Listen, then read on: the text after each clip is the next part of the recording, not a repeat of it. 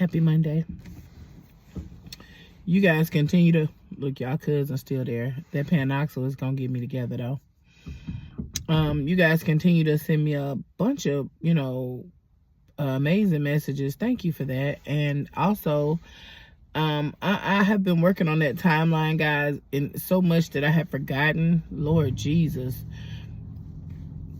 that in doing that timeline brought back that it was like, yo, I really put up with a lot. But I was having a conversation with a friend today, and we were just talking about how corporate America as a whole has its share of scandal and corruption, much like my medical. And she was just telling me, take things one day at a time, just like with my medical. Y'all, I've been through so much, and some of you guys have been here through the whole shit. So I'm fine, because a lot of you guys are sending me sweet messages. I'm fine. I'm for real fine. But thank you for it. I'm good for real, guys. I'm 46 years old. I've worked since I was 14. So I've been through my share of toxic bullshit with employers, managers.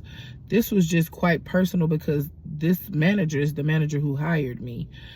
I was in Sephora shopping. I'm in there selling shit, shopping, guys. And, I took my job very seriously. I'm a lover of people. I'm a lover of beauty and fashion. So being able to help empower people and help them find their beauty was just an amazing just way to get up and spend my day.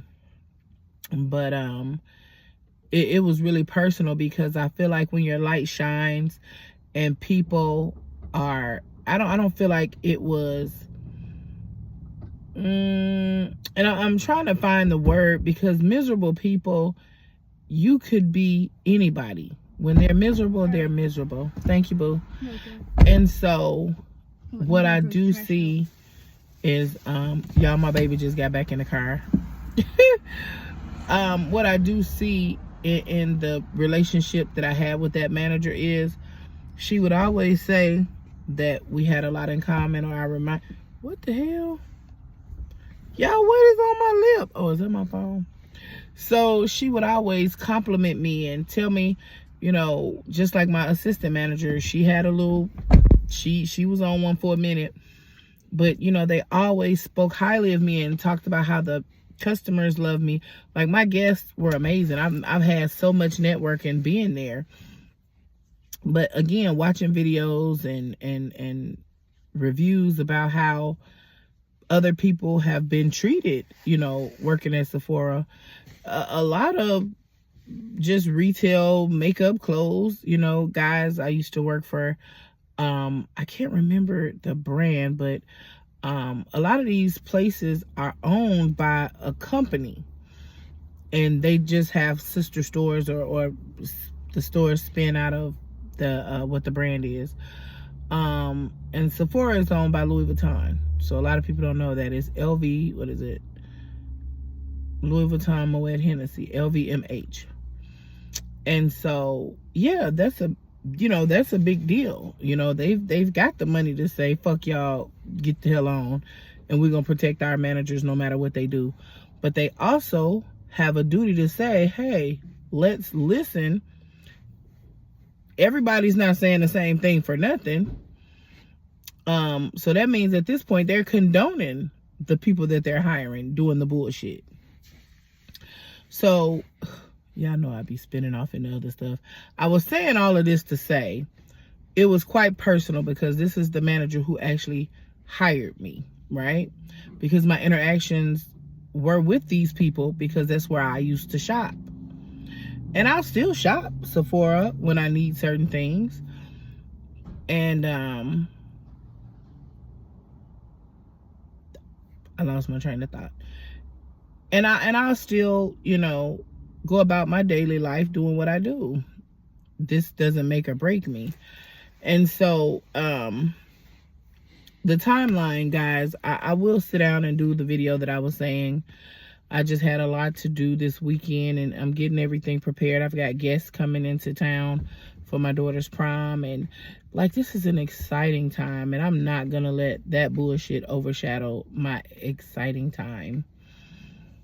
um it's just the happiness that I feel knowing that I've instilled not only, you know, instilled all this greatness and teach my daughter, and I fortify her so that she doesn't have to look for validation from anyone or anything. And these young girls at Sephora, they are so impressionable, and they're bullied. Really, the management bullies and talks to these girls like they're children. I'm 46, so now you have a 46-year-old working in here, and you can't talk to me like you talk to them. You can, but it's not going to go over well. And so, guys, the threat, some of you guys were asking me about the threat. Apparently, somebody told the manager that I said I was going to go Detroit on them. Nobody said, well, we don't know what that means. Somebody said you said. It didn't go like that. They went straight from the bullshit to firing me. Though I don't talk like that, I do talk about how being from Detroit, I don't stand for bullcrap. I do say I stand up for myself, or, you know, I speak up for myself, or, you know, I will report people. I literally, being from Detroit has taught me that I have to be my own advocate. And I grew up that way. So going Detroit on somebody, y'all, it was a reach. But she reached so often. It was so many reaches that she would do. And if you felt like that was a threat, guys, we had a meeting. I went back and listened to the meeting. Child, if I put these calls out here, these meetings out here, y'all will be like, what kind of bullshit is Sephora doing? But these are their managers. If y'all felt like that was a threat in my mind, and you guys may feel it too, but if you feel like somebody saying going Detroit on you guys was a threat, because I didn't say I would go Detroit on them. That's not what I said. I used to always talk to another gentleman who was from Detroit, and I would say things like, see, when that Detroit come out, you know, we don't play them games. I would say stuff like that. Like, when that Detroit come out, I just chill, I fall back, and I would say stuff like that when we would be talking about issues that's going on in the store. And I told the manager that in a meeting. I ain't never said nothing like that, but I have talked about not allowing people to run over me and stuff. So she knew this. So then to turn around and have me fired, saying that I said I was going to go Detroit, it further lets you know it was retaliatory, because I kept reporting her for all the stuff she was doing, because I just was not going to take that.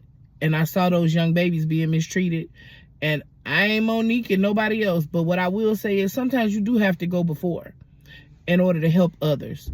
And I don't want to be screwed over in the medical, in the workplace, none of it. But sometimes if nobody says anything, how do you get anything resolved, guys? So with that said, if she felt like going Detroit meant I would hurt somebody, why would you take a October 26th of 2024 conversation and then say in March you're fired because you said you were going to go Detroit? Y'all, it don't make sense. So now all the employees that work there need to sue the shit out of them, right? Because if they felt like they were put in a position that would harm them, they dropped the ball. Because if somebody said they were going to harm you and you don't do nothing about it, and you let your workers keep coming to work and working with me, y'all, make it make sense. It don't. This shit don't make sense. So anyway, I ain't finna raise my blood pressure today. I'm actually trying to get my little groceries and things, because I'm still working on my healthy, eating and exercising and stuff. It's slow but steady. I've not lost a lot of weight, few pounds, but I'm still working. Y'all, something is going on with my camera. So if y'all see me looking weird, I don't know what is going on with my camera. But anyway, this is getting lengthy. As y'all know, I can come on here and talk my lips off. But I'm gonna let y'all go, and then I'll come back on and sit down and have a comprehensive discussion regarding what happened and what led to all this. All right.